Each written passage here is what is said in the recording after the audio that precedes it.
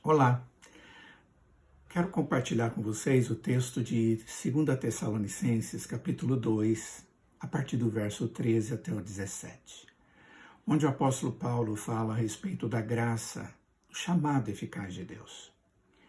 Diz ele: entretanto, devemos sempre dar graças a Deus por vós, irmãos amados pelo Senhor, porque Deus vos escolheu desde o princípio para a salvação, pela santificação do Espírito e fé na verdade, para o que também vos chamou mediante o nosso Evangelho, para alcançardes a glória de nosso Senhor Jesus Cristo.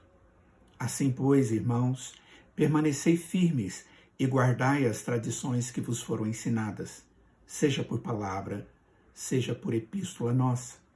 Ora, nosso Senhor Jesus Cristo, mesmo e Deus, o nosso Pai, que amou e nos deu eterna consolação e boa esperança pela graça, consolem o vosso coração e vos confirmem em toda boa obra e boa palavra.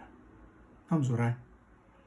Senhor, dê-nos, através do Teu Espírito, entendimento da Tua palavra. Pastoreie o nosso coração. Te pedimos isto em nome de Jesus. Amém. A palavra de Deus, ela nos fala muito a respeito da ação bondosa, graciosa de Deus a nosso favor. E vemos vários momentos na Escritura Deus demonstrando isso ao seu povo. Nós vemos, por exemplo, quando Lázaro morreu e as suas irmãs chegam diante do Senhor Jesus e até de uma forma petulante dizem que de alguma forma, Jesus era culpado pelo irmão delas estar morto. Elas dizem que se ele estivesse ali, Lázaro não teria morrido. Contudo, Jesus agiu de maneira graciosa para com Lázaro e para com elas, ressuscitando-o dentre os mortos.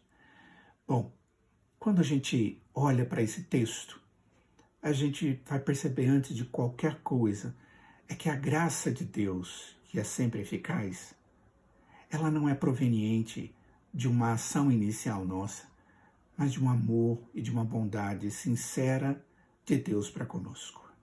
O texto diz no verso de número 1, devemos sempre dar graças a Deus por vós, irmãos amados pelo Senhor, porque Deus os escolheu desde o princípio para a salvação. Por mais que tentemos concluir sobre a responsabilidade nossa, humana, na nossa própria salvação, nós esbarramos na informação bíblica que atribui a Deus toda a iniciativa para a salvação do homem pecador. Aqui Paulo diz que Deus escolheu.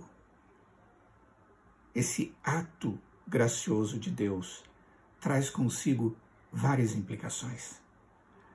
A escolha divina contempla um homem que está totalmente corrompido pelo pecado, comprometido pelo pecado e, consequentemente, como a própria Bíblia diz, afastado de Deus e sem mérito algum. Essa escolha de Deus é de caráter eterno, como ele mesmo diz, ou seja, somente Deus escolheu na eternidade. E isso retira qualquer possibilidade de compartilhamento ou submissão de Deus a nós. Somente Ele é eterno, bondosamente eterno, e na eternidade nos escolheu. E esse maravilhoso Deus, Ele demonstra a sua graça para com aqueles que Ele traz para a sua intimidade, para viver segundo a sua bondade. Quando Deus é bondoso, Ele revela a sua bondade naquilo que nós chamamos graça. A graça é o favor de Deus, o favor totalmente gratuito de Deus, manifestado na concessão de muitas bênçãos espirituais e eternas a nós, que somos criaturas culpadas e criaturas indignas. E esse Deus, segundo o texto, Ele nos escolheu para experimentarmos da sua graça, de algo que Ele resolveu nos dar. Mas o principal alvo da graça, segundo o texto, no verso de número 13 e verso de número 14, é que Ele, com a sua graça, Ele nos escolheu desde o princípio para a salvação. Esse é o grande objetivo de Deus ao nos salvar. Perdão, ao nos escolher para experimentarmos da sua graça, a salvação. Esse é o objetivo inicial e final de Deus. Todas as outras coisas estão ao redor disso. O propósito de Deus é nos salvar. Todos os passos para que o nosso pecado pudesse ser tratado por obra do Redentor são atribuídas à graça de Deus. É a expressão da sua bondade. Esse Deus maravilhoso que pela graça nos redime é também pela mesma graça que nos justifica. É aquele que pela graça nos concede dos dons da fé, somos santificados e vamos até mesmo ter expectativa e vamos entrar na glória.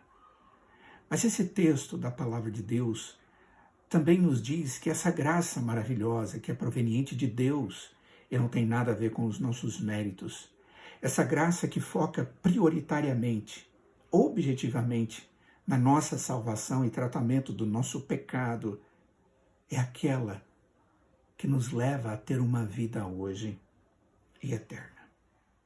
Nós estamos vivendo um tempo, nesses últimos dias, difíceis, onde muitos estão perdendo a vida. É o tipo de situação que provavelmente a maioria de nós, para não dizer todos nós, jamais passamos. Muitos sofrendo porque já estão vivendo problemas da doença, outros na ansiedade, se isso pode ou não acontecer com ele mesmo ou com alguém bem conhecido. A primeira coisa que nós vimos é que a graça de Deus, ela aponta para a salvação.